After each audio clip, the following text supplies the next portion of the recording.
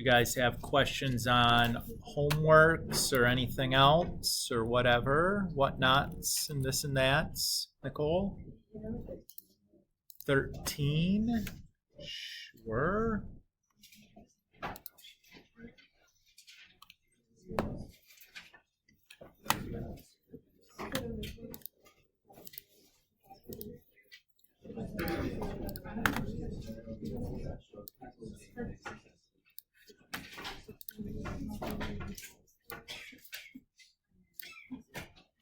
All right. So 13. So let's start by checking to see if there's any factoring we can do. Oh, there's not. So I'll find the vertical asymptotes first. To do that, I'll just set the denominator equal to 0 and solve. And then we'll find the horizontal asymptote, I guess, or the slant asymptote. To do that, I need to look at the degrees. So the degree of the numerator is incorrect. 0, because there's no x's. The degree in the denominator is 1, because it's an x to the first. 0 is less than 1. So that means we have a horizontal asymptote, and when it's less than 0, or when the degree of the numerator is less than the degree of the denominator, it's always y equals 0. That's the best case scenario because it's always that way. To find the x-intercepts, I'm going to set the numerator equal to 0. Well, 2 doesn't equal 0 ever, so there's just no solution there. So there's no x-intercepts, which is not surprising if there's a horizontal asymptote at y equals 0. And then we want the y-intercept. So to do that, we're just going to plug 0 in for x. So I get negative 1/2.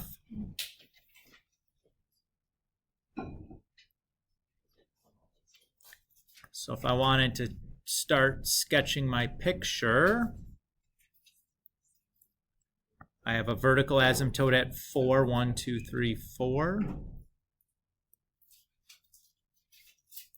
And then y equals negative 1/2. And then, oh, I'm sorry, I looked at the wrong thing. Look, I confused myself on the y-intercept and the horizontal asymptote. Don't do that. Okay, so it goes like that. And we have 0, negative 1/2. Okay, so with that in there, I can tell that this part of the graph has to look like this because it's got to be trapped by those two asymptotes. The other piece of the graph, though, I don't know if it's going to be like, is it going to be down here or is it going to be up here, right? I don't have enough information to know that. So I'm going to check an end behavior real quick. I'm going to look at what happens as x approaches 4 from the right. So if I plug in a number a little bit bigger than 4, well, the numerator is just 2. That's always positive. If I plug in something a little bit bigger than 4 to the denominator, that's still going to be positive. So I'm going to be, my arrow should be pointing up. So I know I'm going to have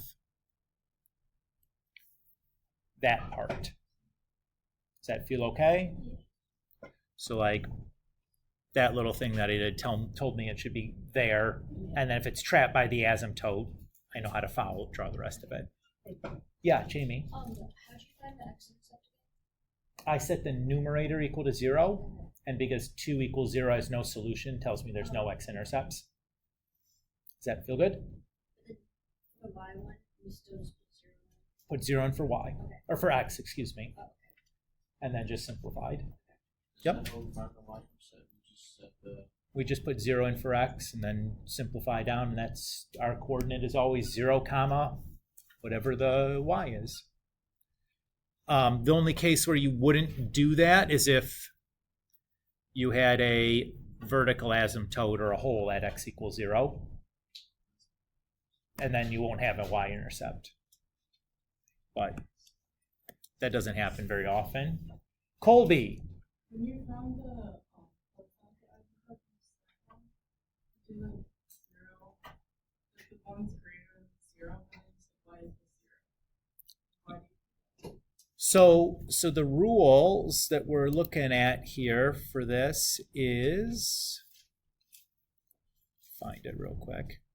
So if the degree of the numerator is less than the degree of the denominator, the horizontal asymptote is always y equals 0. That's what we observed in our problem, was the numerator was degree 0, it's just 2. The denominator was degree 1, x minus 4. So it fell into that case 1, which is always y equals 0. So if it was degree 2 over degree 3, it's still going to be y equals 0. So the denominator is greater than the numerator, always. Correct. And then if it's not, Nope. If they are equal, then the horizontal asymptote is the leading coefficient over the leading coefficient.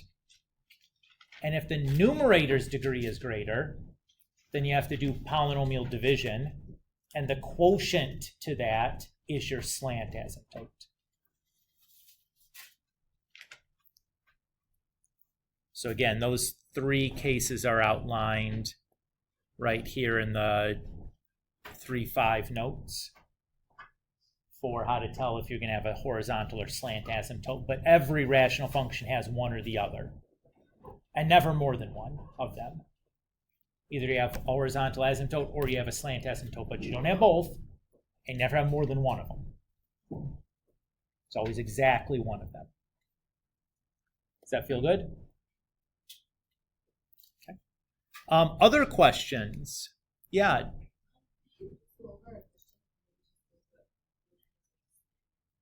Sure. So like I'll do, say, like 22 or something.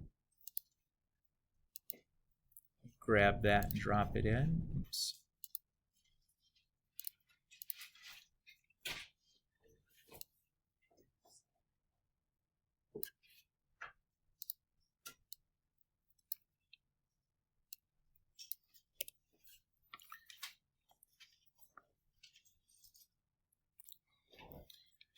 All right, so we'll do 22 here. First thing I'm going to look for to see if there's any factoring available to me. I notice the numerator factors. That's a difference of 2 squares. So that factors into x minus 1 times x plus 1. But no reducing happens, so it doesn't really matter to me a whole lot.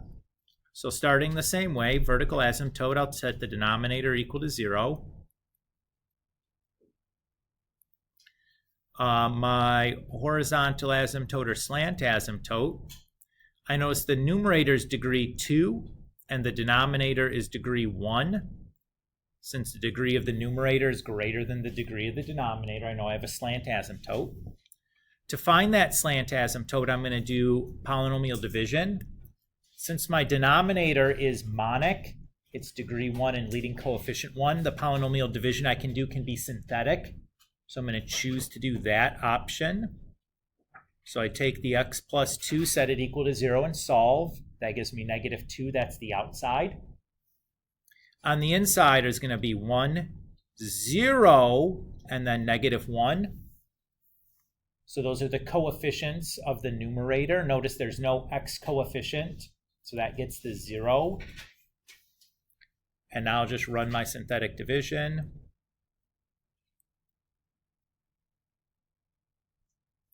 So again, this is remainder, constant, and x coefficient. So this part is my quotient. So that tells me my slant asymptote is x minus 2.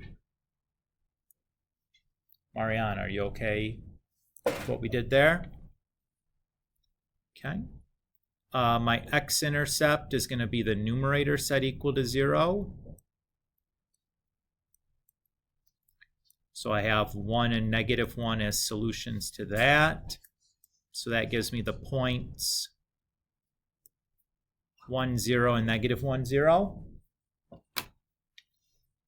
And then my y-intercept, I'm just plugging 0 in for x. That gives me negative 1/2 again. It's apparently a very popular y-intercept. Both problems have had that same one. That's just a coincidence. Now we got enough to start sketching. I always do start my sketch before I start looking for end behaviors because most of the time you don't need all of them. And I would just rather not have to write any or find any extra end behaviors if I don't need them. You know what I mean, guys? So there's my vertical asymptote. To graph x minus or y equals x minus 2, I'm just going to pick some values for x and find the corresponding values for y by plugging them in.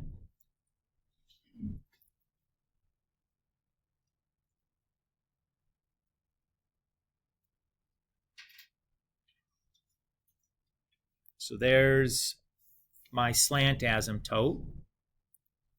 I have 1, 0, negative 1, 0, and 0, negative a half. So I can see what one section of my graph is going to do. It's going to look like that. Now, the other section, I don't know if it's going to be here or down here. To figure that out, I'm going to look at one more end behavior. I'm going to look at what happens as x approaches negative 2 from the left. If I plug in something a little less than negative 2, that's a negative, that's a negative, and that's a negative. So it means the arrow should be pointing down because negative times negative divided by negative is negative. So I should be down here, and that'll be the other piece.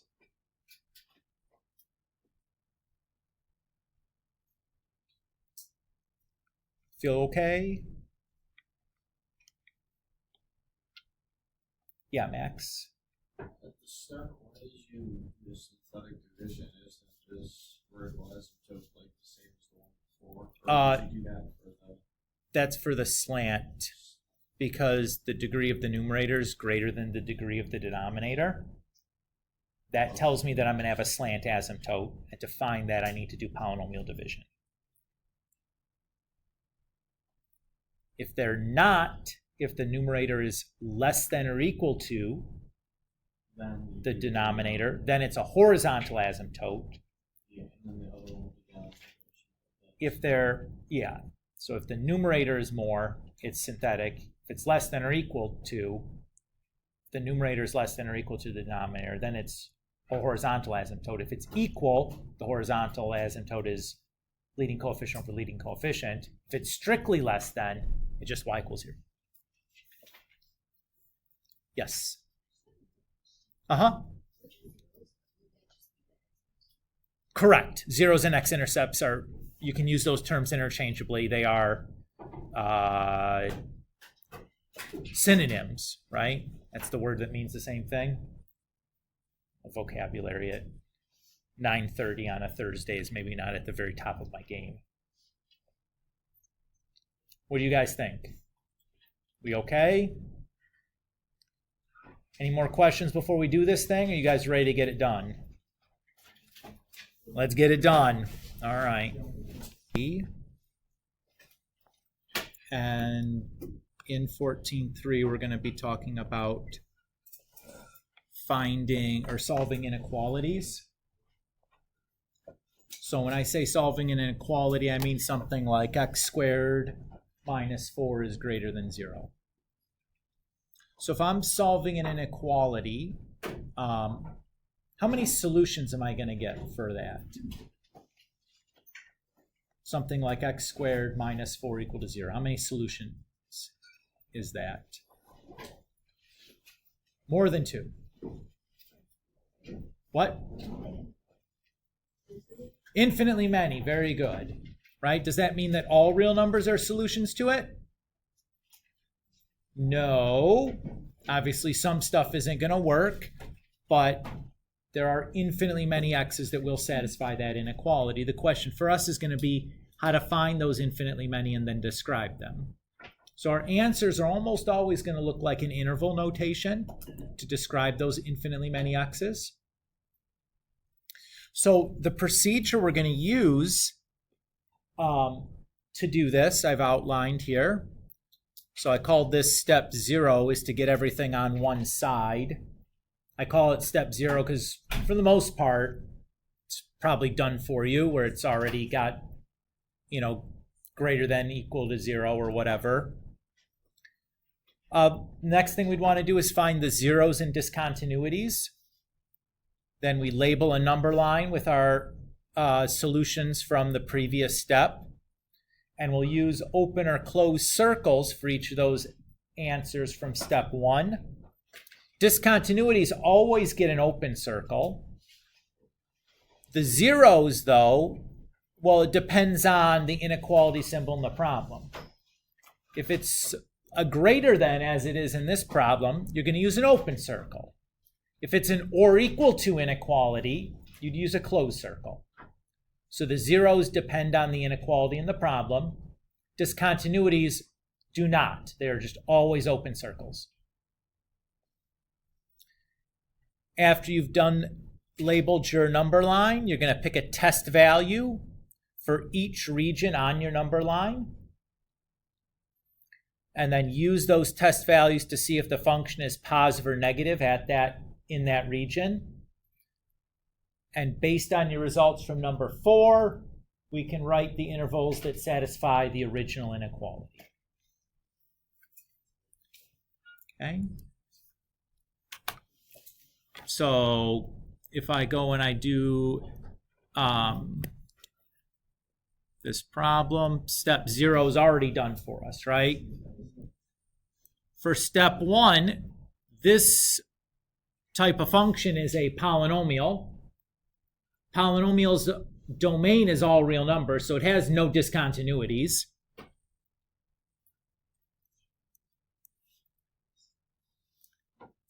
So to find its zeros, all I need to do is set that polynomial equal to 0 and then solve it. For this particular polynomial, maybe I'll use factoring to solve it. So that's a difference of 2 squares. That'll factor to x minus 2 times x plus 2. So the zeros I get are 2 and negative 2.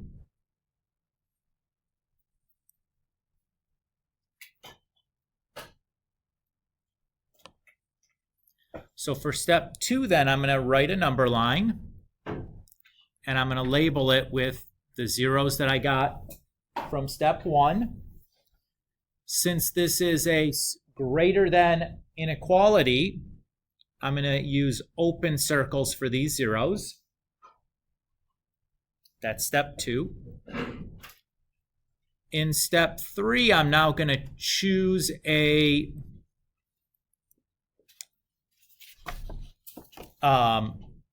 test value from each of these regions. So I need a test value that's less than negative 2. Maybe I'll pick negative 3. I need a test value between negative 2 and positive 2. Maybe I'll pick 0. And then I need a test value that's bigger than 2. Maybe I'll pick 3. Everybody's okay there? Do the test values, the choice, really matter? No. As long as they fall in the region that you're looking in, doesn't matter if I picked 0, if I picked 1 or negative 1 or 0.65. But make it easy on yourself. Pick numbers that are easy to deal with. Right? Don't get creative. And now for step 4, what I'm going to do is I'm going to take my test value and I'm going to plug it into my inequality and see what happens. So if I take that negative 3 and I plug it into x squared minus 4, the result is a positive number, right? Negative 3 squared is 9, minus 4 is a positive. Do I care what the number actually is? Nope. Just whether it's positive or negative. I don't actually care what the number is. Okay, if I plug 0 in, 0 squared minus 4, well, that's going to be negative. And then 3 squared minus 4, well, that's going to be a positive.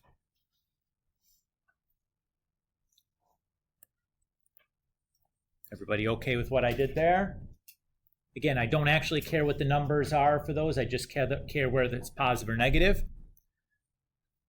So my problem, I'm looking for where we are greater than or greater than 0. So I want, I should rewrite it.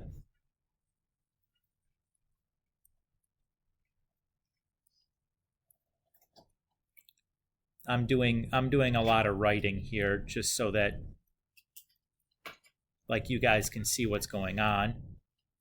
But since my inequality is greater than 0, I'm looking for the places where my function is positive, right? So those are the two regions I want. To write the interval notation for those regions, if I look at the first region that I circled, that has the left arrow, so that's negative infinity up to -2.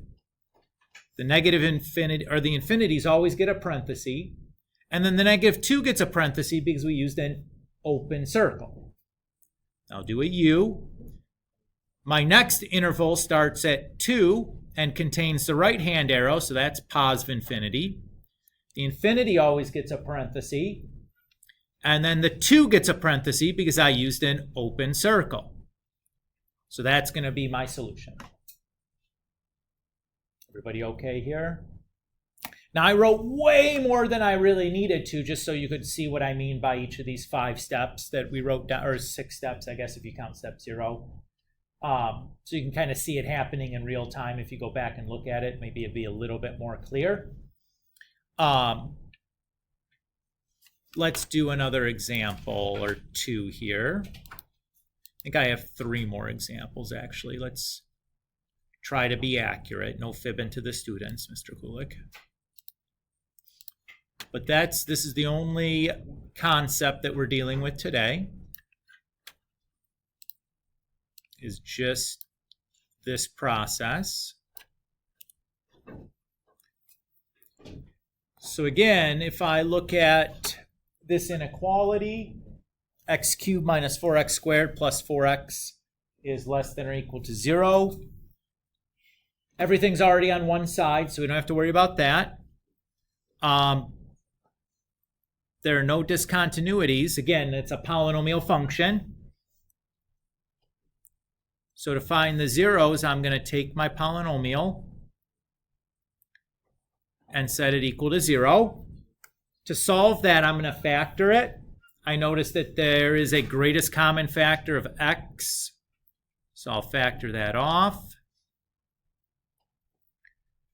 The remaining polynomial, x squared minus 4x plus 4, that factors the two things that multiply to give me 4 and add to give me -4, -2 and -2. So when I solve this, I get the solution 0, 2, and then 2 again. Everybody happy there? Okay. I'm going to go ahead and draw my number line, label it with my zeros. Because this is an or equal to equation, the zeros get closed circles.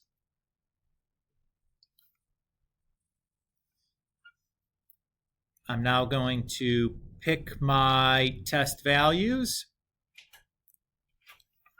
So I'll pick -1 for the region less than 0. I'll pick 1 for the region between 0 and 2.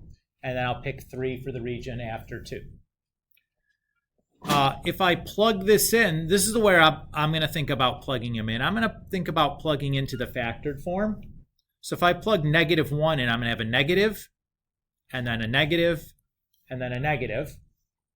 If I multiply 3 negatives together, I get a negative. If I plug +1 in, well, I'd have a positive, but then 1 minus 2, that's negative. So positive times negative, that's positive. If I plug 3 in, I'm going to have positive. 3 minus 2, that's positive, times positive. So that's positive.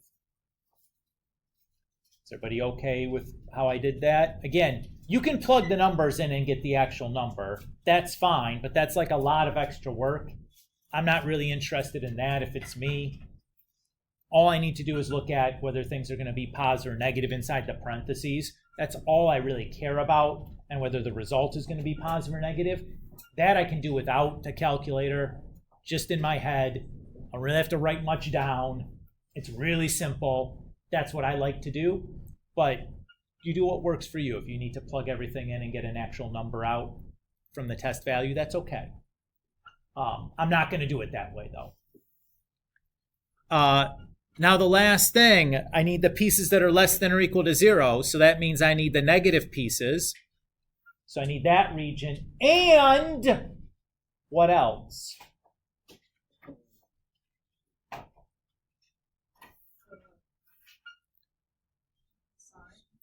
I need 2. Because it is also a closed circle. It's equal to 0, right? So that counts as the equal to. Yeah, that's sneaky there, right? So the first region contains the left-hand arrow. That's going to be the negative infinity. Goes up to 0. Infinities always get a parenthesis. The 0, though, is closed circle, so that's going to get a bracket. And then the other piece is just the number 2. That's not infinitely many things. It's just the number. So I'm going to do like the squiggly set brackets with the number 2. So that tells us our answer is anything less than or equal to 0 or the number 2.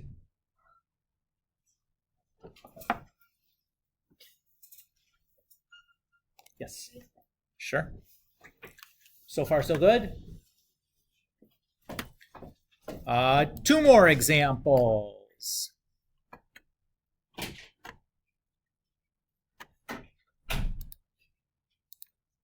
We're almost done. That's nice.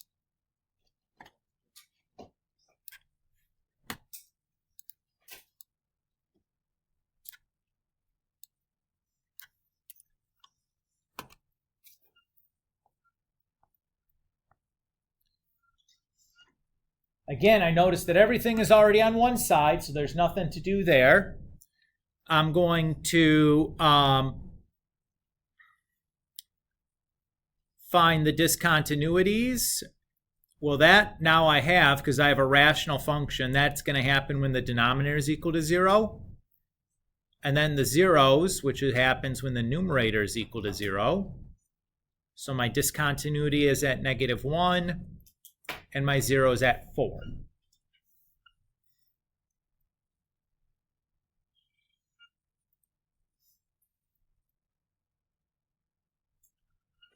Now the discontinuity always gets an open circle, but because this is a or equal to inequality, the 0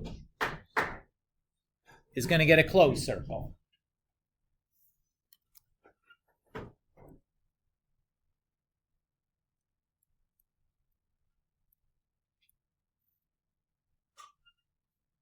So I'll pick some test values.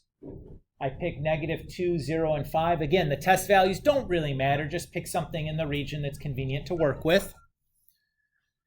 When I plug -2 in for x in the denominator, I'd have -2 plus 1. That's going to be a negative.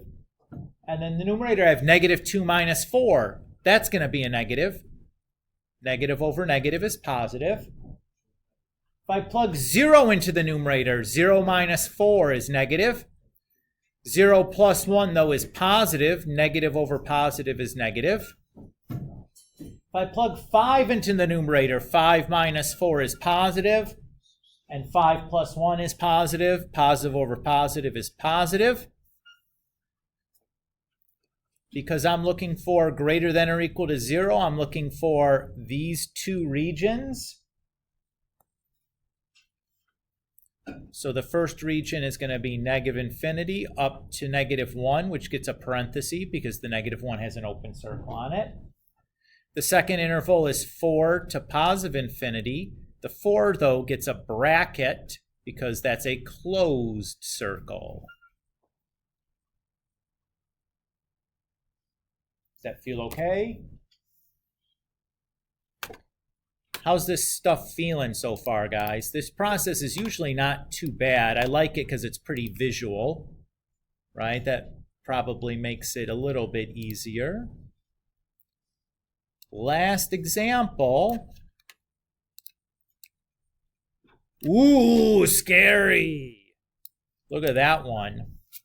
Square root of x plus 4 over the absolute value of x minus 1, a square root and an absolute value. Oh, dear.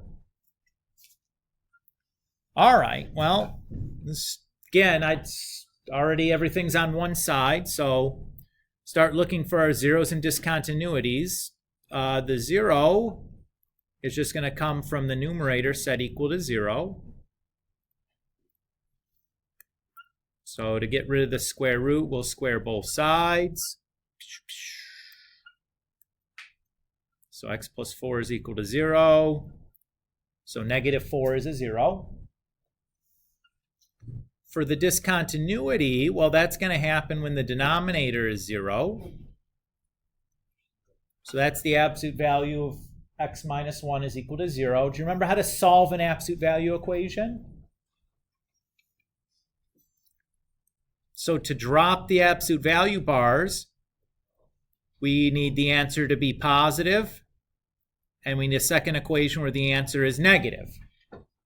Now, this is nice because if our answer is 0, positive 0, and negative 0 are both just 0, so these actually collapse back down into one equation again with x equals 1.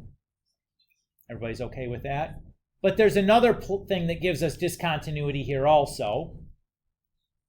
It's the square root. Because can we take the square root of any numbers? No, Mr. Kulik, we cannot. What numbers can't we take the square root of? 0's fine. Square root of 0 is just 0. 1 is fine. Square root of 1 is 1. Negatives! The square root of a negative is a imaginary result, right? So we know that the stuff underneath our radical has to be greater than or equal to 0, right?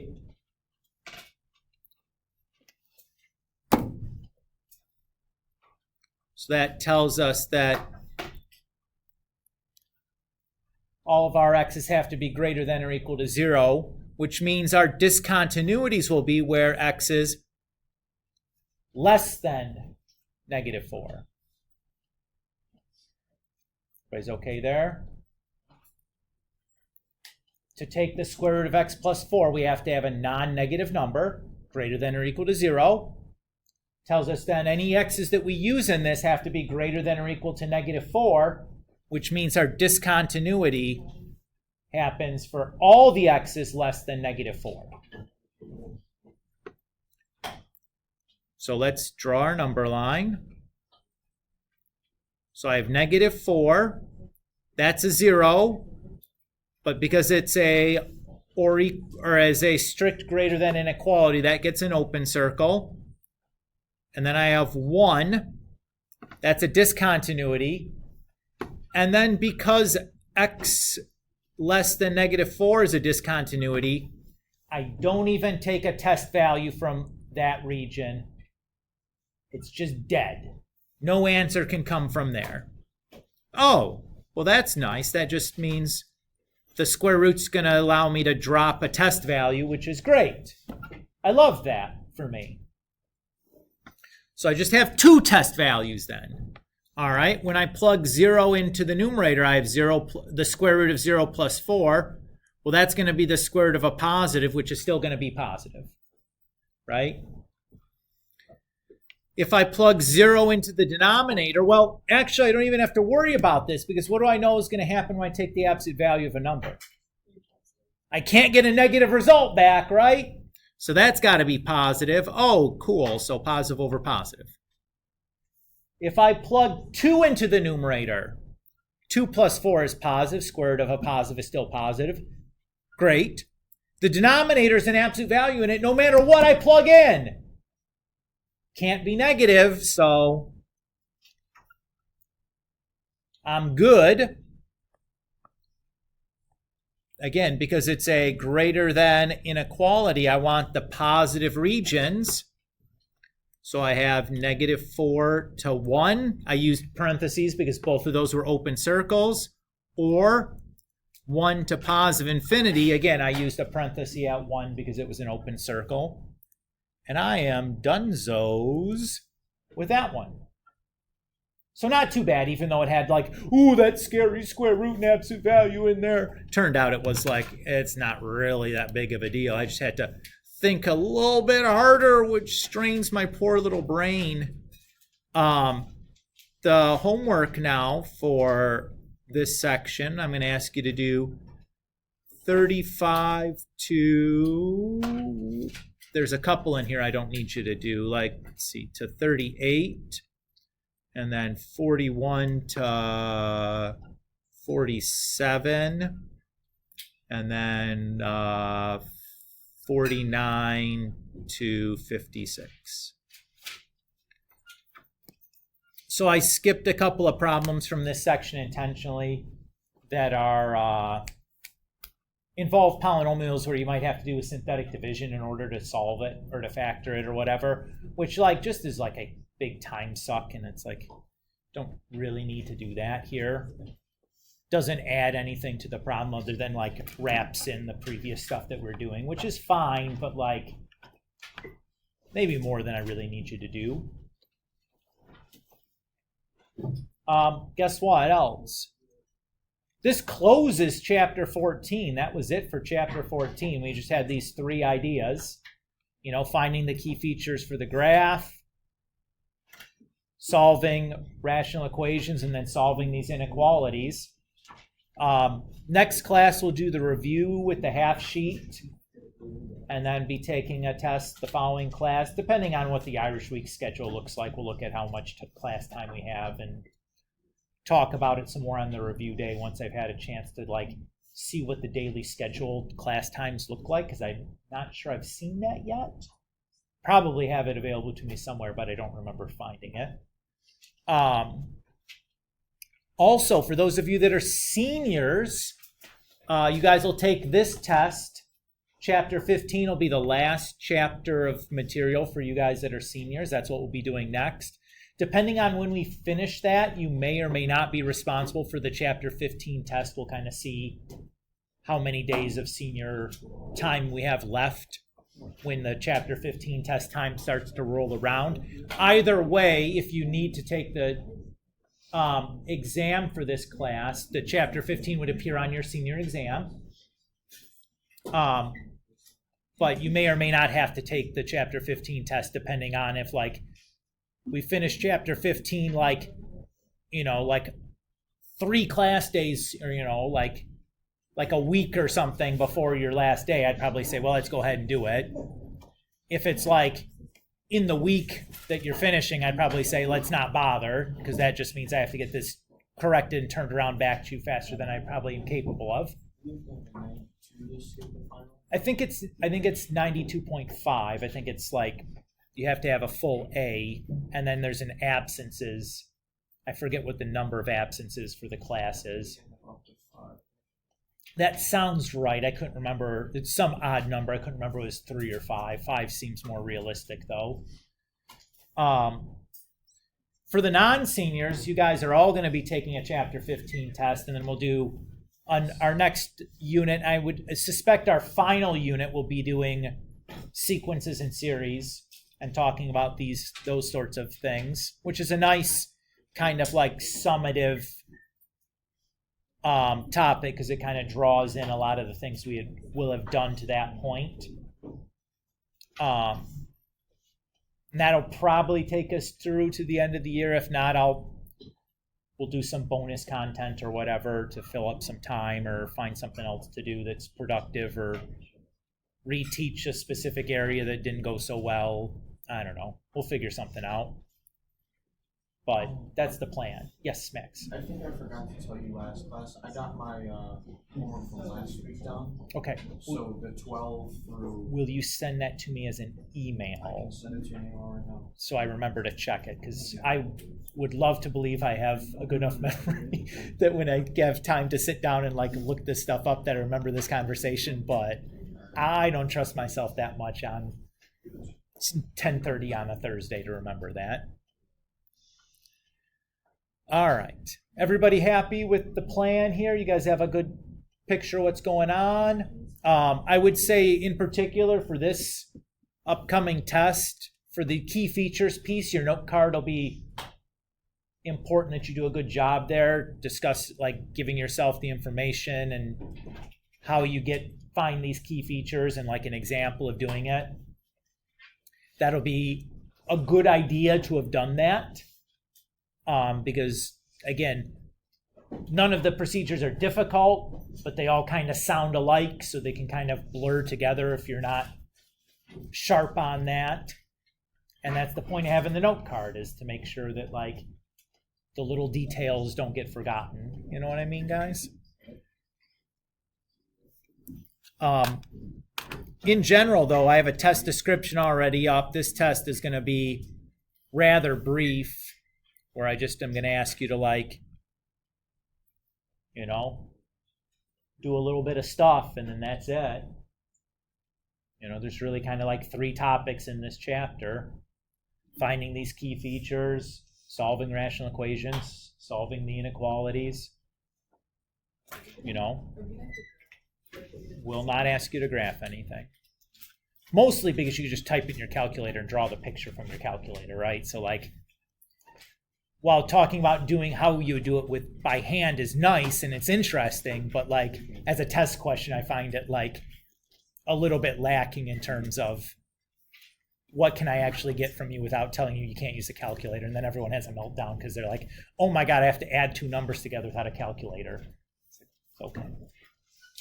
So I just chose to pick questions where it's like, the calculator won't necessarily just do this for you. You know what I mean? Although you still, if you're clever and good with your calculator, it still kind of does, but like, it's whatever. What do you guys think? Yeah? It's okay? I'm gonna stop talking. I think we're almost out of